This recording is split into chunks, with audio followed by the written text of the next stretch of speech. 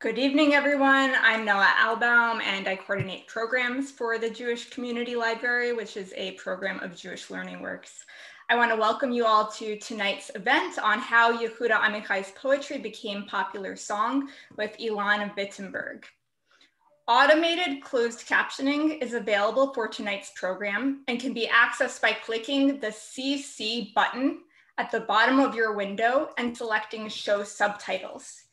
If you have closed captioning enabled and you find it distracting or unhelpful, you can disable it on your own screen, also under the menu Subtitle Settings. So if you go to the caret that's on the CC button at the bottom of the screen, you'll find an option that says Hide Subtitles. This program is made possible in part by Anne Germanicos, and all of our programming is made possible by the Friends of the Jewish Community Library. I hope you'll consider supporting our programming by becoming a friend of the library. Please go to www.friendsofthejcl.org. During the program, everyone will be muted except for our presenter. There will be time for questions at various points during the program, so please type your questions, comments, observations, and enter them into the public chat, or if you prefer, you can send them to me directly via the chat at any point, and I will relay them to our presenter. Ilan Vitemberg was born and raised on Kibbutz Megiddo in the Jezreel Valley in northern Israel. He graduated from the University of the District of Columbia with a degree in theater arts, focusing on the use of drama in informal education. He moved to the Bay Area in 1999, and since then he has taught about Judaism, Israel, and Hebrew to people of all ages.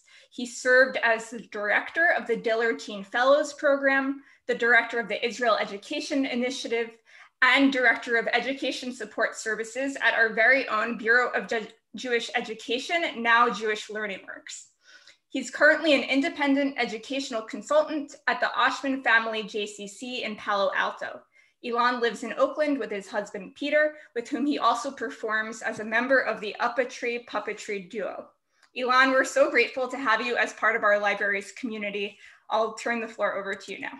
I'm so grateful to have been invited, and thank you, Anne, for supporting this program. And right away I feel one of those things where I see so many familiar faces that I haven't seen in a while, and all I want is to talk to you about so shout out to all my friends here on the little squares, and just to say there's a little bit of a problem. I heard that we have an hour and we're talking about Yehuda Amichai, and Yehuda Amichai's poetry is such that is both very, we say nagish in Hebrew, it's very approachable, but also, as we'll see, every word, you can go into those words, and every word is a world. So I will probably take the word and taste a little bit, and I'm already saying I'm so sorry because we have an hour and we want to see some, maybe visit 3 poems. If we have the time, and if not, sei gesund. It's just great to spend this time together today. Okay, so Yehuda Amichai, maybe I'll say a few words about his biography. Not so much because I think that it's really important to know someone's biography when we come to read their poetry. I actually am a proponent of the approach that the most important thing in reading poems is bringing yourself to the poem and see where you meet the poems, what's your story with the poem. But because we have a special evening today, I am going to talk about the points in Yehuda Amichai's life that I think are relevant to some of the things that we'll examine. And as Noah said, what this program is not built on the poems that I think are the best poems of Yehuda Amichai, or the ones that I particularly connect to, but this phenomena that happens in Israel where poems are turned into popular songs. So those songs that we'll hear today the melody is written on lyrics or poems that Yehuda Amichai, and it's quite a beautiful phenomenon that happens in Israel, where so many of the songs we grew up with are songs that were written by poets, not in order to make them into songs, but in order to become to be poems that artist meets.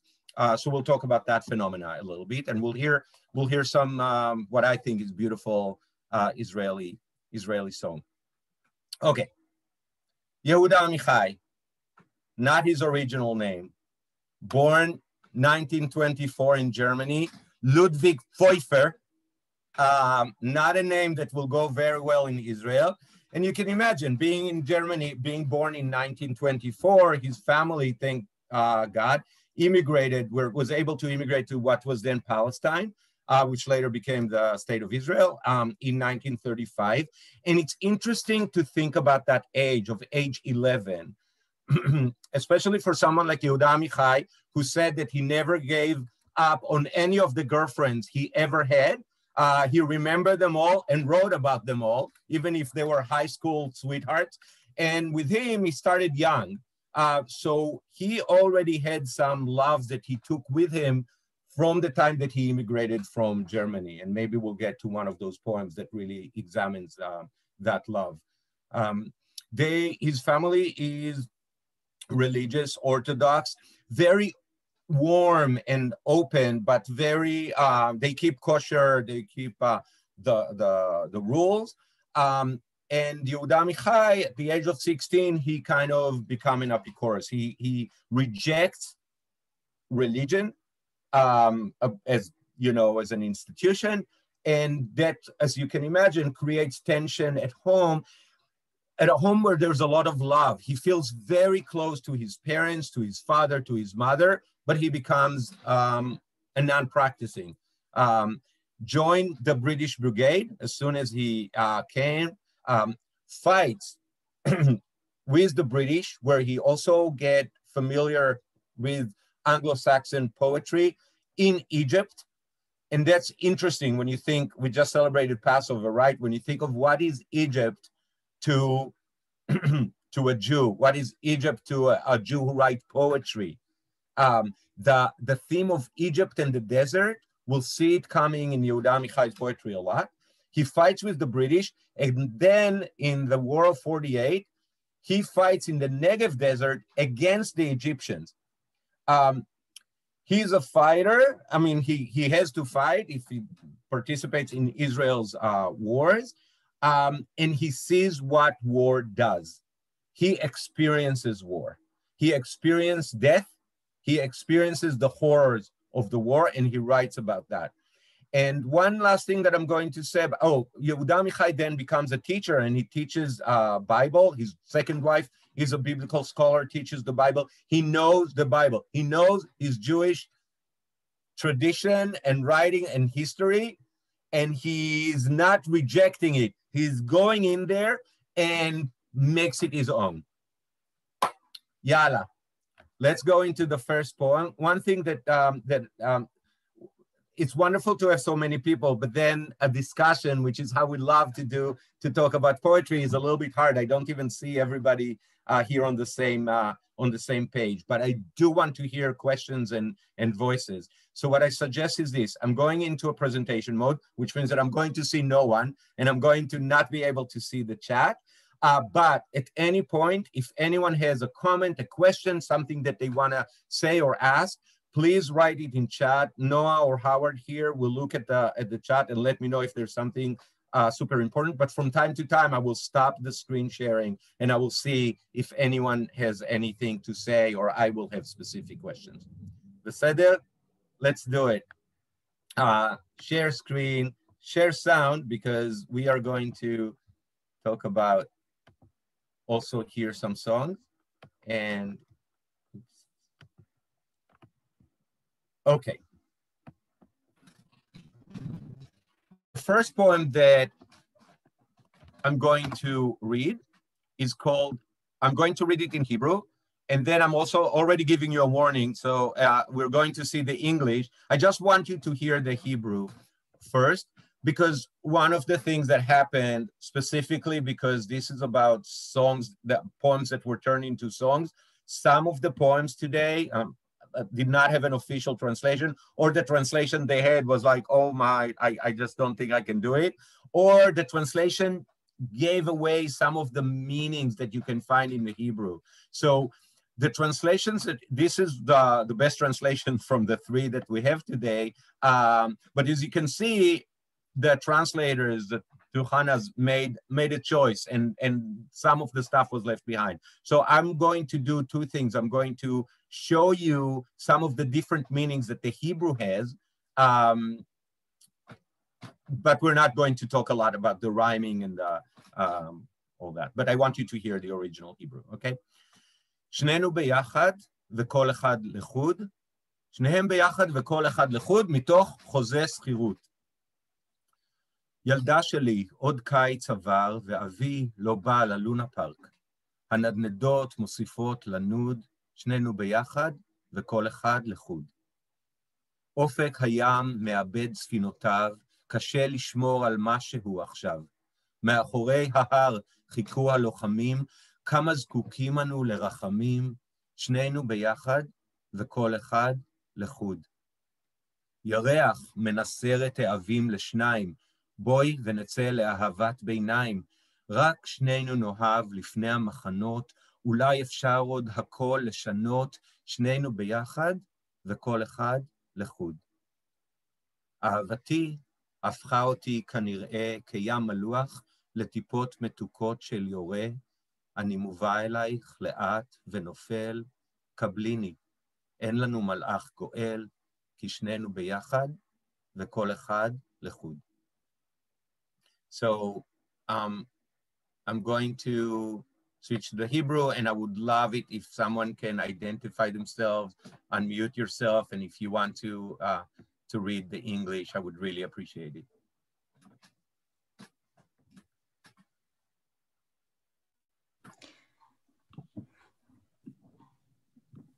If you'd like to read the English, you can raise your hand and I'll unmute you.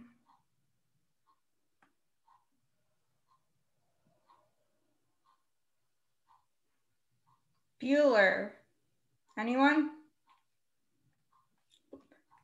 Thank you, Anne.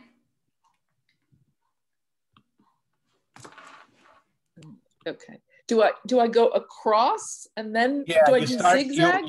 You read the title, and that's important, and then you start from the two stanzas on the left, and then you go. Okay, all right, okay. The two of us together and each of us alone. The two of them together and each of them alone, from a rental contract. Another summer, my girl is over and gone, and Dad didn't come to Luna Park to play. Still, all the swings go on swinging away. The two of us together and each of us alone. The sea's horizon keeps losing its ships. Holding on to anything now is hard indeed. The fighters are waiting behind the hills. Compassion is what we dearly need. The two of us together and each of us alone. The moon is sawing the clouds in half. Come, let's step forth for the lovers' duel. Just the two of us at love before the warring camps. It still may be possible to change it all. The two of us together and each of us alone. My love turns like a salt sea, it seems, into sweet drops of autumn's first rain. I'm brought to you slowly as I fall. Take me in. For us, there's no angel who will come to redeem, for we are together, each of us alone. Thank you so much, Anne. So the first poetry book of Yehuda Amichai appears in 1955. And he's a part of a group, of a new group that kind of is not really rejecting, but is pushing against the group that came before them, the group of poets of Shlonsky and Alterman, and somewhat Leah Goldberg, but that's a different lecture. And the thing is that if, for those of you who know Natan Alterman, which was then kind of at that era, the national, looked at as the national poet of Israel, people who sing songs that Natan Alterman wrote sometimes says that they don't understand what they're singing because the Hebrew is so up there beautiful. And in 1955, this book of poetry appeared of Yehuda Amichai called Achshav Ubayamim Ha'acherim, Now and on the Other Days. And it creates a revolution in Hebrew poetry. And you can see it from the first, from the title and the subtitle. The two of us together and each of us alone, from a rental contract. He takes the language from a rental contract and uses it for his poetry. And one of the reasons that we'll hear the songs, most of the songs that were composed for poems by Yehuda Amichai are songs that were composed from the first two books that he issued. Those books that created this revolution, 1955 and then 1958, B'merchak Shtei Tikvot, Between Two Hopes. And the people who composed them were, when these books were published, were about 16 or 17. You can imagine what it was like for teens to see this language that is so approachable, that they can relate to. But the beauty of Yehuda Amichai, which is what we're going to look at now, is how he uses this common language to explore the most profound ideas. Starting from the title, the two of us together and each of us alone. So when you go to rent an apartment, first of all, we ask ourselves, who are they renting the apartment from? There's an owner, right? Somebody owns the apartment and you come to it. And you come to it maybe as a couple. But what's going to happen to the couple? And are we as couple, are we a unit? Are we one? Or are we two separate entities? And Yehuda Amichai in his poetry he keeps examining that relationship between the two and the one.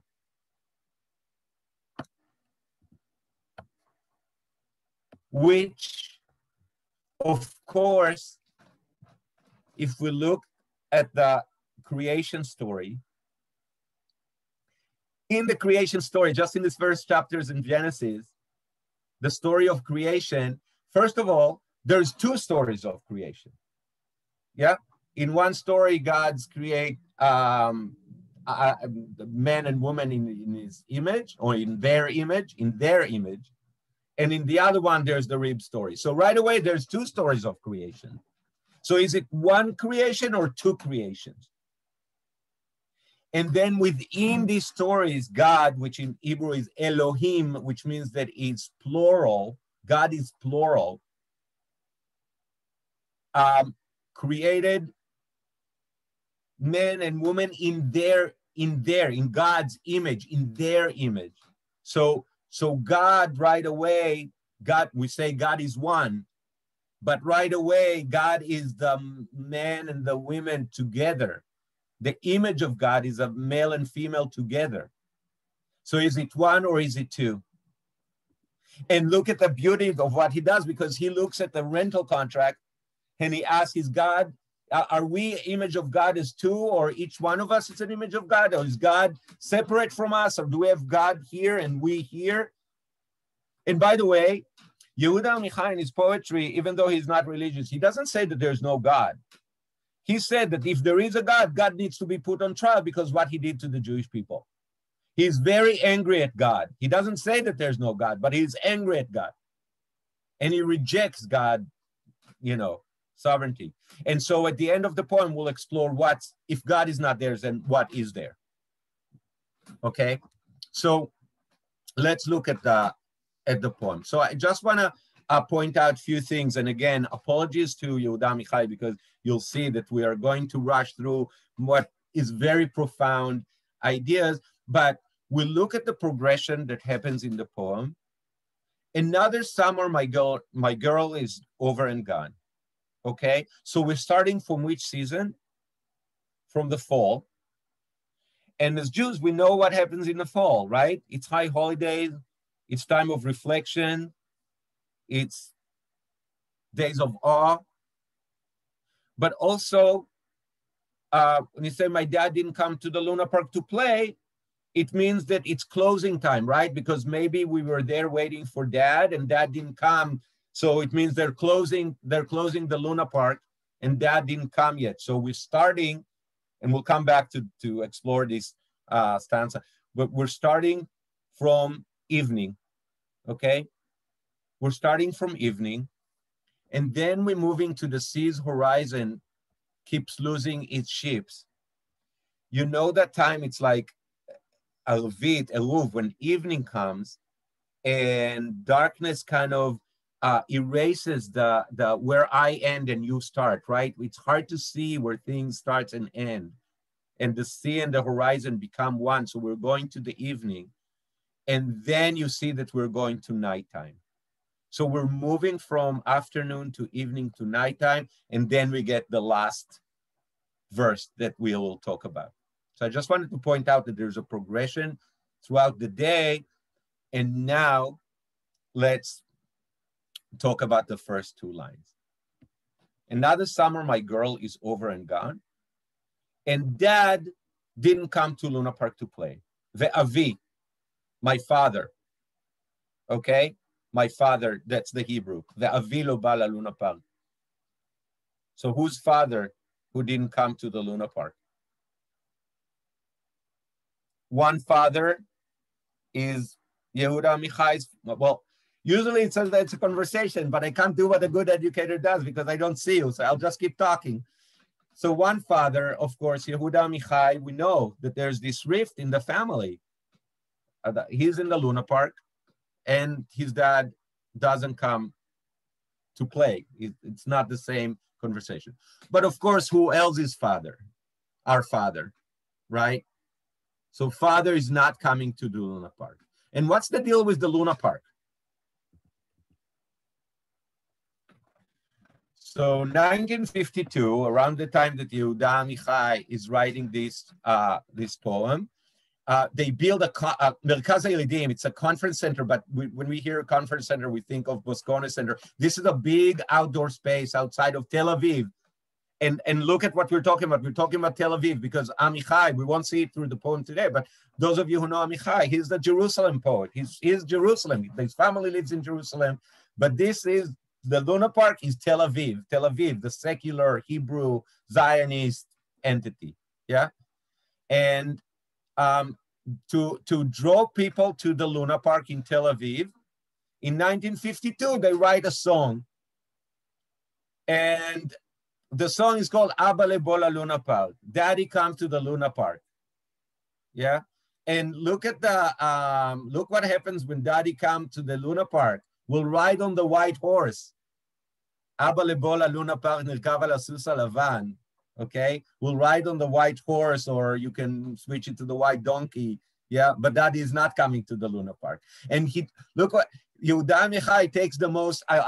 You will hear, I apologize because you'll hear that it's kind of the song that gets stuck in your head when you get up in the morning, and then you like, who am I?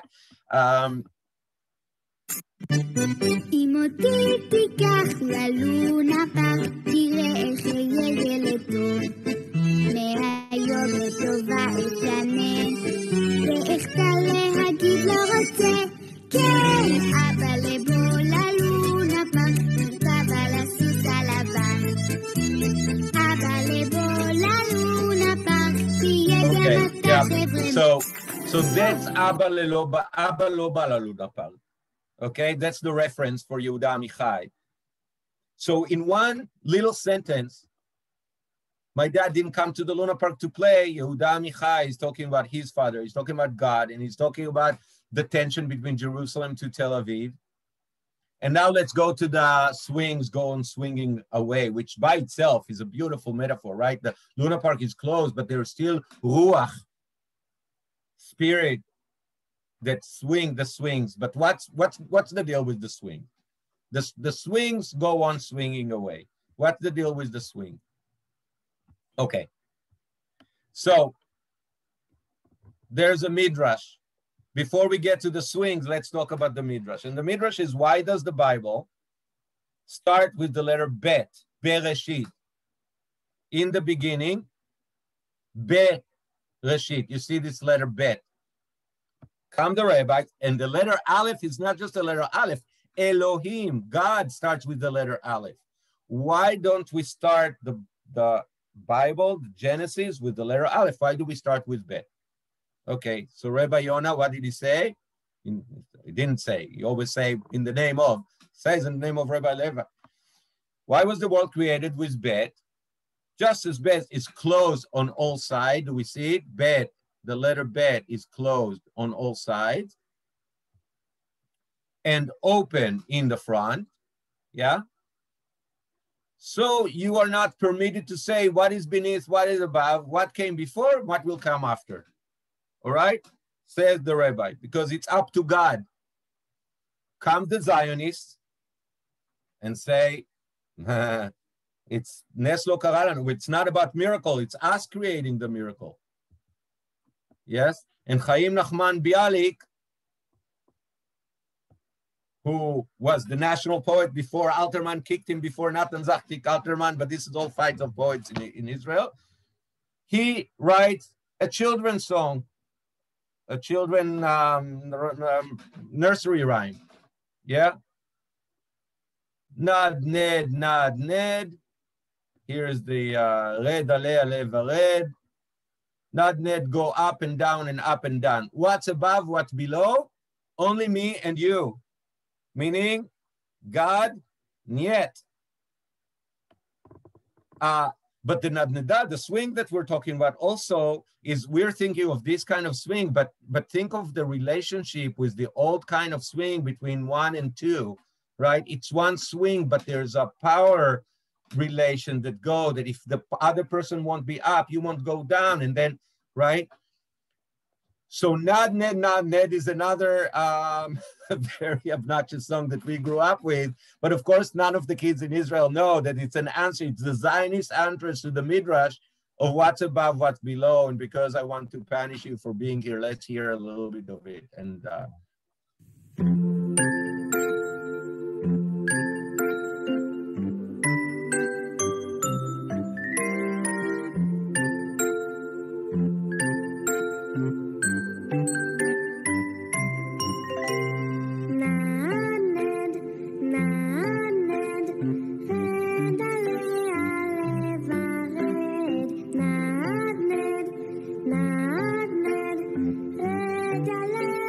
stop it before they say what above, what below, Rakani Anivata, just us, right? So going back to the first, where are we? We're in the first verse, and we already talked about no God, the two of us together and each of us alone. Okay, let's move on because we need to. The Caesar Rising keep losing its sheep. The fighters are waiting behind the hill. I have to. Hills has a beautiful thing, but in Hebrew is me'achorei ha'ar, the mountain, right? And, you know, when we say in Judaism, the mountain, it's very different than saying the hills, right? So me'achorei ha'ar chiku halochamim, behind the mountain. And what happens in the mountain? Okay, we get maybe the Torah. And what happens because of the Torah? We have the fighters. Okay, there's a big discussion between Yehuda Amichai to what's the role of the Torah in terms of what's happening with the fighting. And he has, what do we need? Do we need Torah? He says we need compassion. The moon is sawing the clouds in half. Come, let's set forth for lover duel. Just the two of us. Love before the warring camp, lifnei hamachanot. Okay, who are the and again the warring camp? The translation is the Hebrew is shnenu nitzad lifnei hamachanot. We'll march before the camp, and the camps. You know, when the Israelite, the story of Exodus, they are marching towards the promised land. The tribes are split. And before they march, before they go, they blow the chatzotzrot, the trumpet. But chatzutzrot in Hebrew are fallopian tubes. It's the same word, which if you think of fallopian tubes, you also think of that two becoming one, right? I mean, when he writes that we'll march in front of the camp, what is he actually telling us? Just the two of us love before the war in camp. And for Yehuda Amichai, the act of loving, which is manifested also in sex, in making love, that's the redeeming, that's what redeems us. My love turns like a salt sea. What is salt sea in Hebrew? Yam HaMelach, which is known in English as the Dead Sea, which also in Hebrew is called Yam HaMavet, the sea of death. Okay, yeah, so we have this dying. My love turns like a salt sea, it seemed, into sweet drops of autumn first rain. Now, here's something that you need to know about Israel. In Israel, like in California, there's very little rain. The first rain and the last rain have a specific name. The last rain is called the Malkosh, and what's the first rain, what is it called? It's so hard that it's called the shooter, Hayoreh, which is what Amichai uses in the Hebrew, Hayoreh. So they translate Autumn's first rain, but it's Hayoreh, it's the shooter, it's the person who shoots. So he takes this idea of death and water, and now the water becomes this things that washes over you. And one of the things about Amichai is the most translated Hebrew poet that there is. And I think that one of the reasons is that when you look at I'm brought to you slowly as I fall, take me in, of course, for some, it might evoke this image, right, of Jesus falling. And I know few priests who really relates to Amichai poem. You know what? Maybe I should stop before we hear the song and see if there's any comments or questions, and then we'll hear the song, okay? Here we are. So there's one question in the chat, which is, who is the girl? Oh, that's a wonderful question. It's a wonderful question, not just because there's a question of who is the girl, but also because it raises the question of how old is the writer. Because Yalda Sheli, my girl, is something that a lover can say, right? Or something that an adult can say, or something that a kid can say, right? It's interesting because we know that the person who's waiting for his dad to come to the Luna Park, I see an image of a child waiting for his dad. But when the person says Yalda Sheli in the first line, my girl, how old is he? And I'm sure Yehuda Amichai does it on purpose. He's playing also with this. The two of us together, am I the adult, also the child that I was? Am I one? Am I a couple? I think my guess is that Amichai would have said, please don't ask specifically who's the girl, because what I'm talking about is the idea of a man and a woman forming an entity that is also very separate. And Amichai died in 2000, so I hope wherever you are, Amichai, that I'm not, because obviously I didn't talk to him about it. But my guess is that he would say that he uses this idea of relationship to explore humanity, to explore the redeeming power of love. Great. Maybe let's go on. Let's go to the song. So the first song that we will hear, which is this poem that we just read, it was composed by Hanan Yovel, and Hanan Yovel, his father died when he was very young, and he started his career as a guitarist. And then people told him, "Oh, you really need to write songs." And he was like, "I can't write songs. So I'll write melody, and what I'll do is I'll open these poetry books that people, by the way, went to fight with poetry books in their pockets." And he composed this one. Amongst other Amichai, but we don't have time to hear. But let's hear this. What?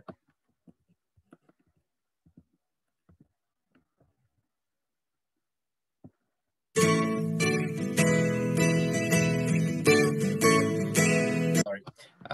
Let's do that.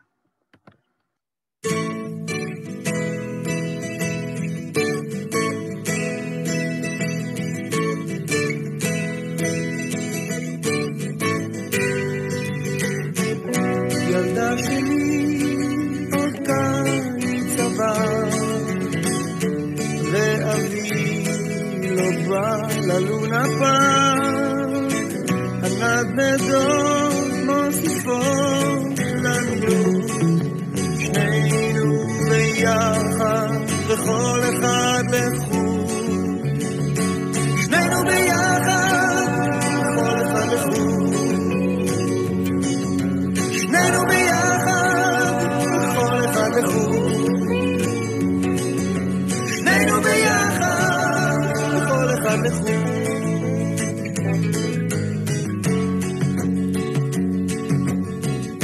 אופק הים מאבד ספינותיו, קשה לשמור על משהו עכשיו, מאחורי הר חיכו הלוחמים, כמה זקוקים אנו ברחמים, שנינו ביחד וכל אחד לחוד,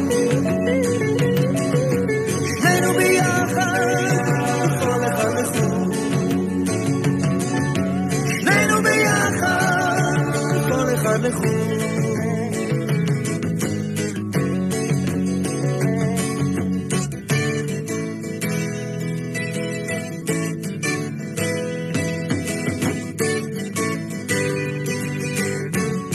ירח מנסה את האוויר לשניים, בואי ונצא לאהבה בעיניים, רק שנינו נאהב לפני המחנות, אולי אפשר עוד הכל לשנות, שנינו ביחד כל אחד לחוד, שנינו ביחד וכל אחד לחוד, שנינו ביחד וכל אחד לחוד.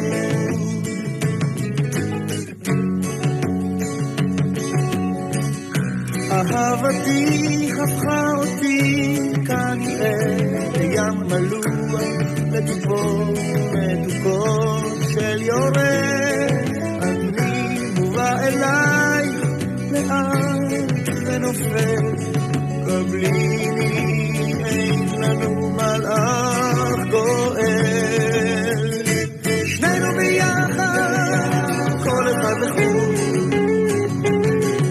כי שנינו ביחד כל אחד לחוד, כי שנינו ביחד כל אחד לחוד. All right. Okay. Sonnets. 14 lines. Very strict, supposedly masculine form of writing. Yehuda Amichai keeps the structure but play with the rhyming, and we don't have a lot of time. I'd rather talk about the Hebrew, but I just point out that that's what he does here. I'm going to read the Hebrew. Anyone who, thank you, Anne, for reading before. You're welcome to read again. You're beautiful. Read. Anyone who wants to read the English, I just warn you that the translation is mostly mine because I couldn't find a translation of this poem, of this sonnet. Sonnet 14. ופעמון החל לאט לספור אותנו, והתקוות היו כמו שלשום. עזבנו את הכל כלא שלנו, כחדר שעוזבים אותו פתאום. ורוח באה כמתוך עיניים, כאפרכסת אוזן נתקער הנוף, לשמוע כל הרחש בין השניים, לשמוע ולשכוח את הרוב. וכבר האילנות יצאו לדרך, לאורך השדרה שאין בה איש, אחד יגיע רק, השאר בכביש. וכבר את לבדך, כבנק בערב, עם הזהב שבתוכך, וליל השכחה יבוא לוכך.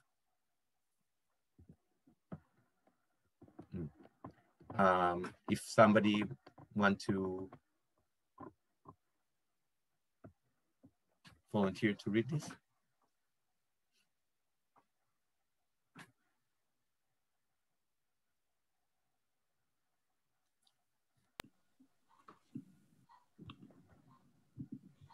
Go. Okay. Thank you. I guess that's my job tonight. Yes, okay. yes, thank you.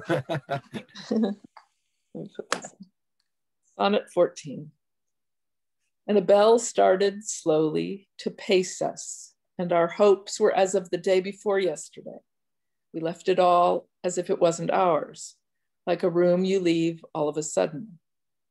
And a wind came as if from eyes, the view curved like a funnel, to hear every whisper between the two, to hear and to forget most. And the trees had gone on their way already, along the boulevard with no one on it. Only one will arrive, the rest are on the road. And already you're alone again, like a bank in the evening with all the gold that's in it, that's in you, and the night of forgetfulness will come grazing. Toda, and thank you so much. It's beautiful. Okay, so right away there's this, I find it a little confusing, some of the images here, but let's point out a few of the obvious things. It starts with and, right? A and D, or in Hebrew, ve. What happens when we start with ve and? It feels like there was something before, right? That with and is a word in a sentence that connects this, and that. So the question, what was the this before? And a bell started slowly to pace us, right?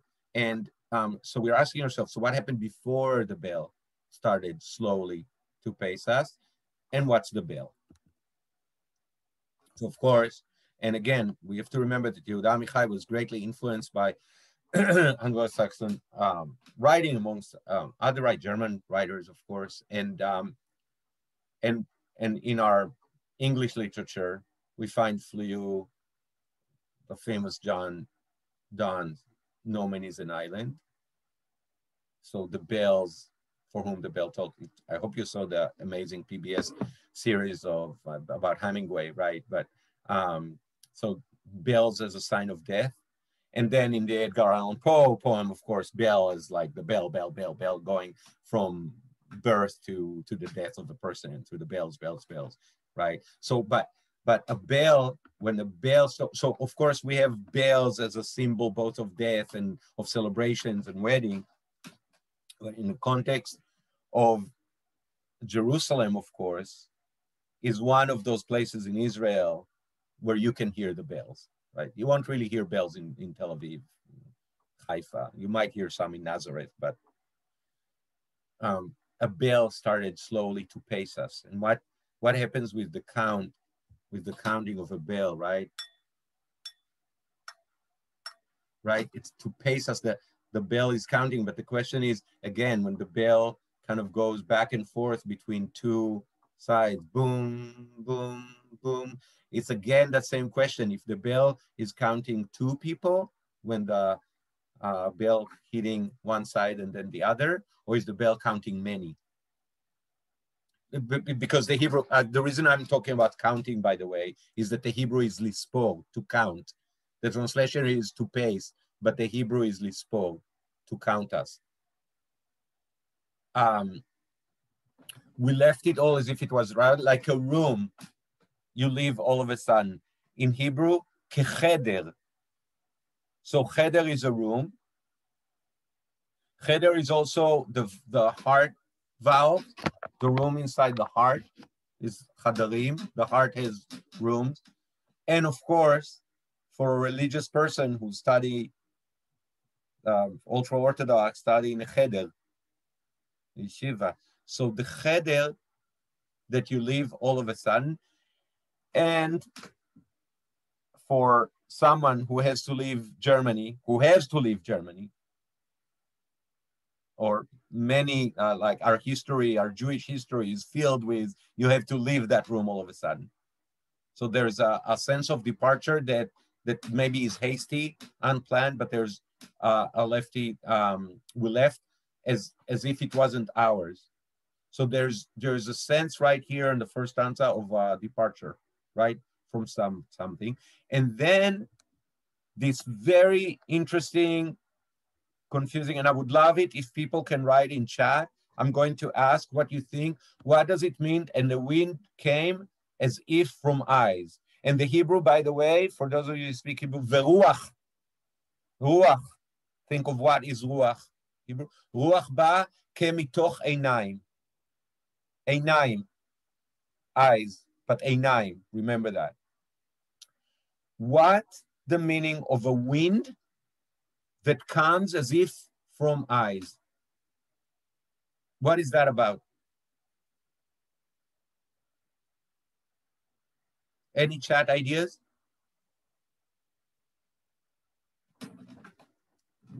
So I'll keep talking, and Noah, you'll gather comments if people have. First of all, just this. So one possibility was tears. Okay. So how is it wind through the tears? Spirit is another. Like spirit. Ruach. So your spirit, haruach comes and it goes out through the tear. It's so beautiful because usually when we say the eyes are a mirror of the soul, so we're looking inside. But here it's coming. The spirit goes from inside out, maybe. And expresses itself through tears. That's beautiful. Any other? Breath, or an icy stare. And if the bell when you look, let me just do my facial shared thing. When you look at somebody, an icy stare, and I would ask the person who wrote that, who's staring at who, or who's staring at what, right? And I would want to suggest that we might talk about a couple. Right, because we already talked about the two that are men that count us, and there's two people, and they're staring, and that feeling of that icy stare, great, beautiful. And any other?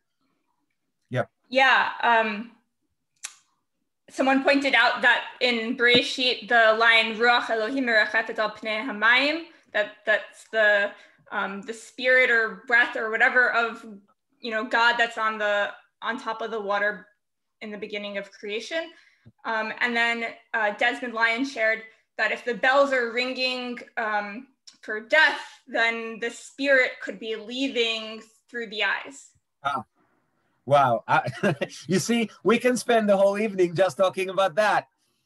But I also want to say, you don't say but in the Bay Area. And I also want to explore, if the last time somebody asked who was the girl in Yalda Sheli, the last poem, here, let's talk about the biography of Yehuda Amichai. Because Yehuda Amichai, at that point, is married to someone named Tamar. And Yehuda Amichai, let me state the obvious, is named Yehuda. So we might ask ourselves, who are Yehuda and Tamar? Okay? And it's a very interesting, complex story where Yehuda was a father of 3 sons. They were misbehaving. They all died. Basically, Tamar was left without a husband, meaning she didn't have a possibility of bringing kids. Yehuda, his wife dies.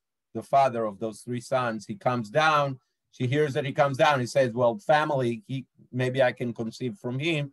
and she goes to a place called Einaim, eyes.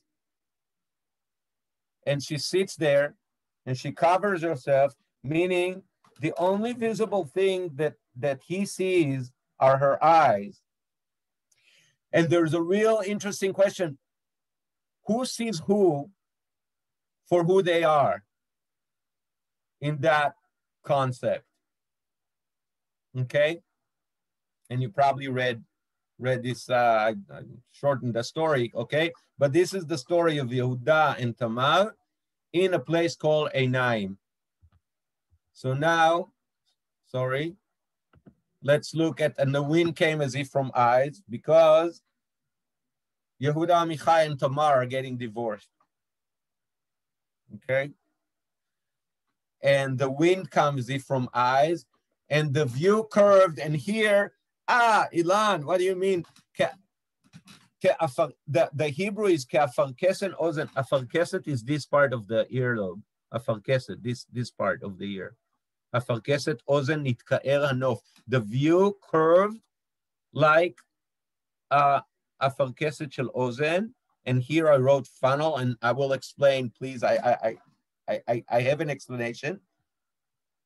But I just want to point out that the Hebrew is nitka'er, which means was rounded like. So if you see the hills of Jerusalem, right, are rounded like the ear, but also nitka'er, if you write it with kaf instead of kuf, became ugly.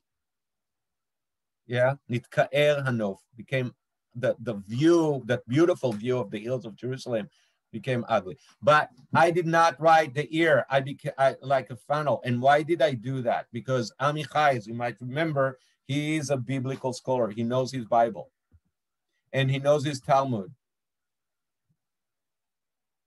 And in the Talmud, there's a Rabbi Yosha, which Amichai goes to a lot, because this is a very liberal rabbi who take things, and in few of his poems, Amichai refers to him.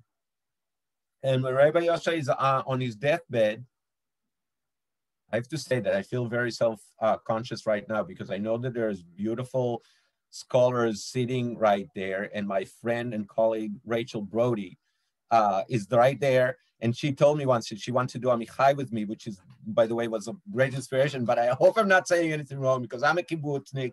I'm from a kibbutz, so my Talmud scholarship is here. But Rabbi Yosha, he's on his deathbed, and he sent his students to hear this rabbi. Tell me what this rabbi said. And no rabbi is like you. No, tell me what they say. And it's really interesting. This lesson, this portion, this text. How can I study Torah when it contains so many different opinions?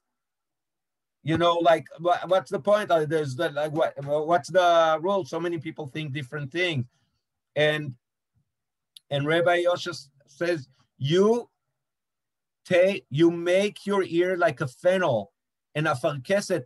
Yehuda Amichai is a poet. He chooses every word very carefully. He's not just going to write a farkeset without knowing exactly where he sends you to, and where he sends you to is, listen, there's different interpretations for stuff. And what you need to do is to hear all these opinions. Think of the situation, okay? He and Tamar, let's say, he and Tamar are going out, the bells are ringing, they know that there's about to split. They have a very serious, painful discussions on those hills of Jerusalem. And he is recognizing that she sees him in ways that might be more true, right? She, Tamar, sees him in ways that might be more true. And he's saying, we need to hear all the opinions. We need to take all sides here.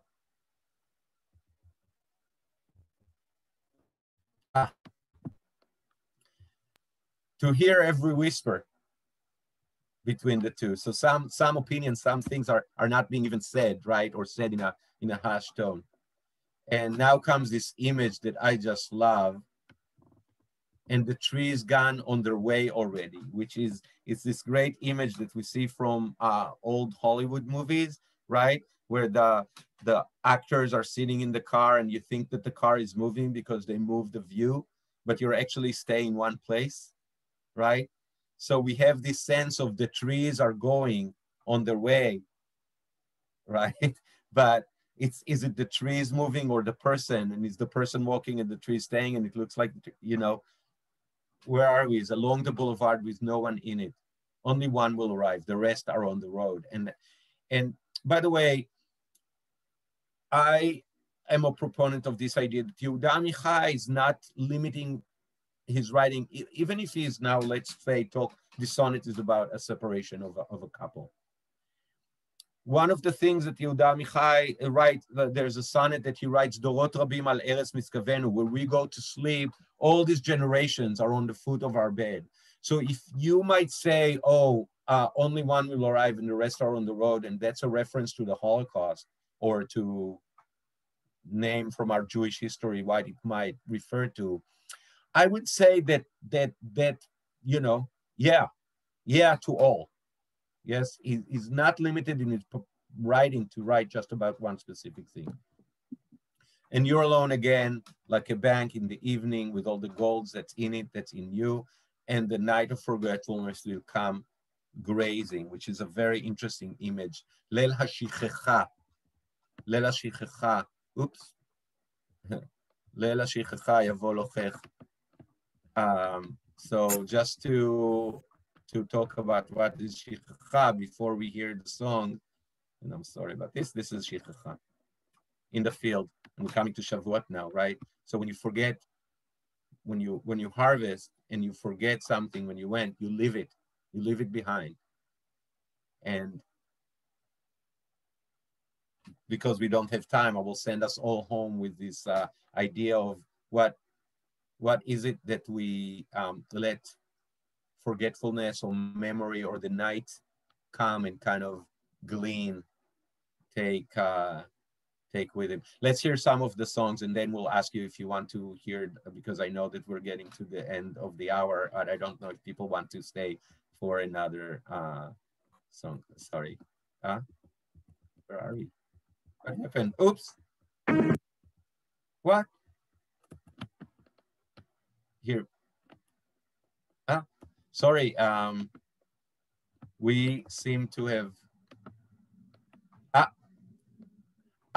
Okay, so I will send you home with the song disappeared from this matzeget, from this the song that was composed to what we just read. So I will send you. No, I will send the link to the songs at home, right? Which means that we have time to hear one more song, which I saw that is there. Between two. Is this okay to continue? It's 8 o'clock. Yes, thumbs up. Folks who need to leave can leave, and we can share the recording afterward. Okay, great. Thank you so much. Appreciate that. Between 2 lines, between 2 points, only one line can pass. And because of timing, maybe I will. I'll read it. The Hebrew will, and then Annie will read it. It's a short poem. כוכב צעיר התחתן עם כוכבה, ובפנים דובר גרמנית על סכנה קרובה. רציתי להיזכר בזמר, וזכרתי רק את המשפט, כי דרך 2 נקודות עובר רק קו ישר אחד. כלב עזוב רדף אחרינו לאורך הרחוב, צעקתי, ידיתי אבן, ולא רצה לעזוב. אחר כך עבדנו לו, וגם הוא עבד. דרך 2 נקודות עובר רק קו ישר אחד. בחייך קטן מספיק להרבה כאבים, כמו קטר המושך קרונות רבים. מתי נשוב הביתה? חכי עוד מעט, כי דרך 2 נקודות עובר רק קו ישר אחד. לפעמים השמש זכר, לפעמים נקבה, לפעמים אנחנו 2, לפעמים יותר מרבבה, לפעמים אינני יודע מי יחזיק אותנו ביד, אבל דרך 2 נקודות עובר רק קו ישר אחד. חיינו שבכתב היו לחיינו שבעל פה, חיינו שבעולם הבא לחיינו שבזה, חיינו הממהרים וחיינו העוברים לאט, דרך 2 נקודות עובר רק קו ישר אחד. And go for it.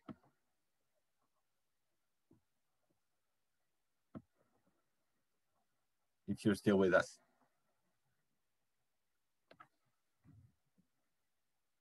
No, if Anne is not there. Okay. Through two, oops, went away. Through 2 points, only one straight line can pass. A young star married a starette, and inside they spoke in German about an impending doom. I wanted to remember the song, but I could only remember that between 2 points, only one straight line can pass. A stray dog chased us down the street. Something shouted. I threw a stone and it didn't want to leave. After that, we lost it, and it too was lost. Between 2 points, only one straight line can pass. Your small sob is enough for many pains. Like a locomotive power can pull long trains. When are we going back home? Wait a little longer, because through 2 points, only one straight line can pass. At times, the sun is a male, at times a female. At times we're 2, at times more than 10,000.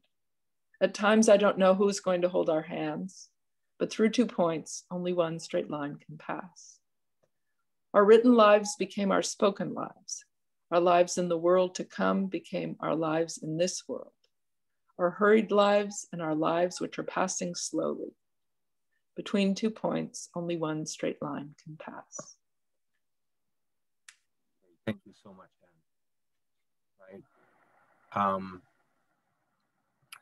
The Hebrew is of the first of all, again, we see that this is from Amichai's second book, but same idea, very influential.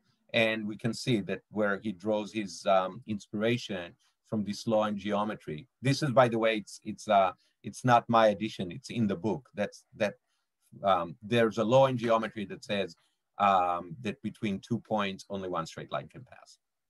And one of the questions that we can take with us home, and I'll stop after this to see if there were any comments, because I can't see the comments or questions, and then we'll hear the song. But one of the questions that we take with us is this ironic that he keeps this line repeating, but between 2 points only one straight line can pass? Or is this like a centering, grounding sentence that with all the chaos, there's still a law?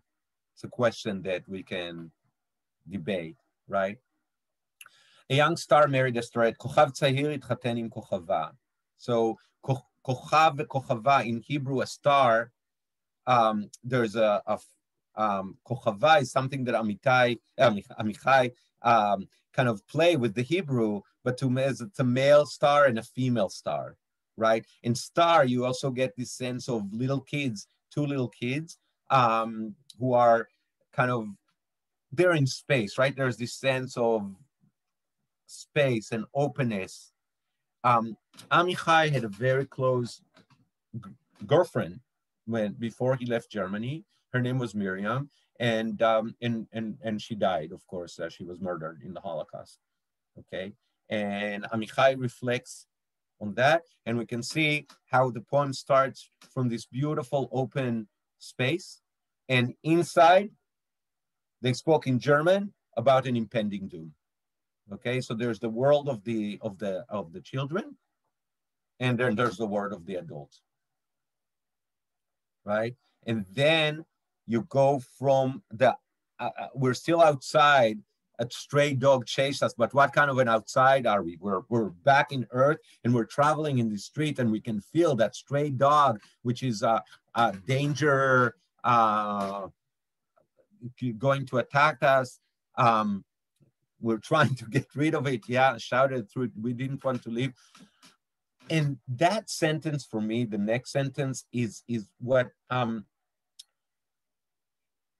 you know, in Israel and in the 40s and the 50s, there's this great question of how are we dealing with such a horrible thing as the Holocaust.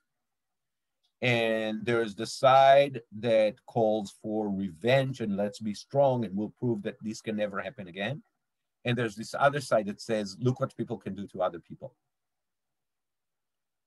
And Amichai is saying, after that, we lost it, and it too was lost. that stray dog, that menacing, that maybe has rabies, which we can imagine that that's an image for the Nazis or for this danger. It too was lost. Because he's coming from the culture, from the German culture, and he knows what the German culture could be. And what a loss. The line that starts the third is one of the most painful lines from your small sob is enough for many pain. And we think of him imagining that girl and what life she's having. And we think of the small sob of a child. It's like, right, this little sob. And we imagine the sound that a locomotive makes before it starts going, right? And there's this, and then the locomotives is pulling the train, and we know where they're going. And the girl asked, when are we going back home? And the parents is saying, Chaki od me'at, wait a little longer, right?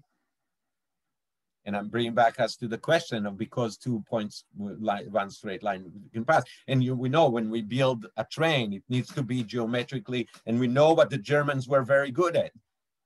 Yeah, and does Amichai, is he angry at that laws that says that this is how you build it, or is he returning us? This is a question that I keep wondering. At times the sun is male, at times is female.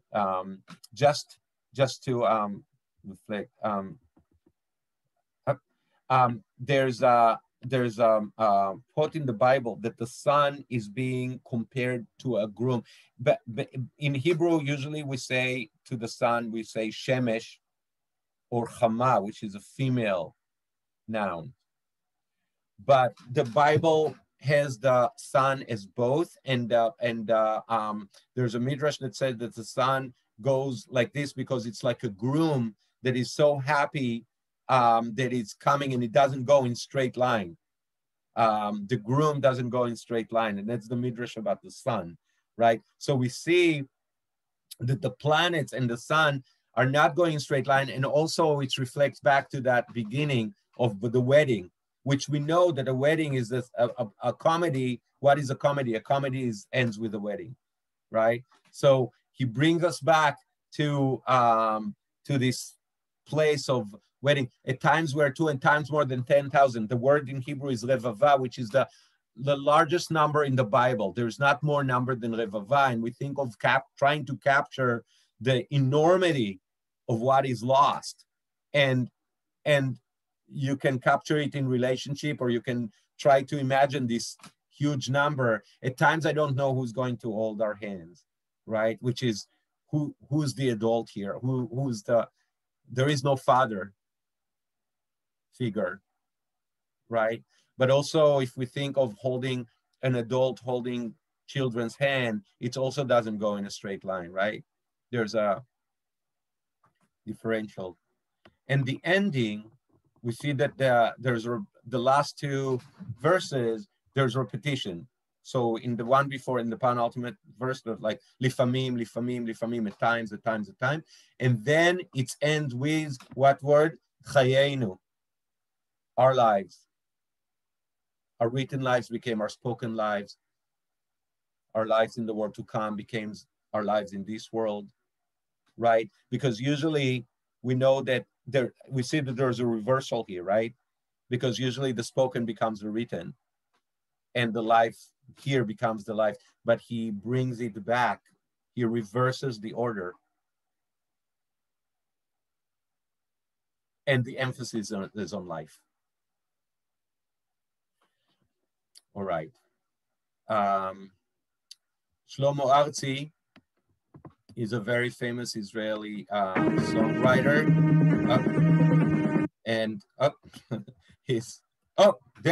There is the quote that I was looking for. לפעמים השמש זכר, לפעמים נקבה. The sun is from Tehillim, from Psalms. Okay, that the sun is like And I don't know what's going on here with my thing, but here's the song, Shlomo Artzi, Parents Are Holocaust Survivors, and let's hope that it will start now.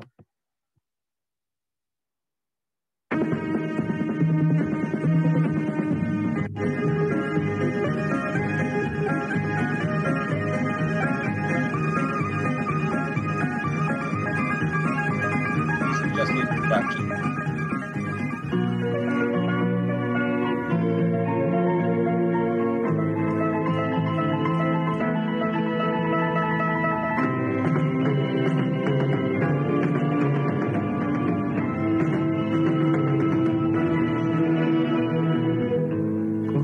צעיר התחתן עם כוכבה ובפנים דובר גרמנית על סכנה קרובה. רציתי להיזכר בזמר וזכרתי רק את המשפט, כי דרך שתי נקודות עובר הקו ישר אחד, כלב עזוב רדף אחרינו לאורך הרחוב. צעקתי ידיתי אבן ולא רצה לעזור. אחר כך עבדנו לו וגם הוא עבד, דרך שתי נקודות עובר הקו ישר אחד. בחייך קטן מספיק להרבה כאבים, כמו קטר המושך קרונות רבים. מתי נשוב הביתה? חכי עוד מעט, כי דרך שתי נקודות עובר הקו ישר אחד. לפעמים השמש זכר, לפעמים נקבה, לפעמים אנחנו שניים, לפעמים יותר מרבע, לפעמים אינני יודע מי יחזיק אותנו ביד, אבל דרך שתי נקודות עובר הקו ישר אחד. חיינו שבכתב היו לחיינו שבעל פה, חיינו שבעולם הבא לחיינו שבזה, חיינו הממהרים וחיינו העוברים לאט, דרך שתי נקודות עובר הקו ישר אחד.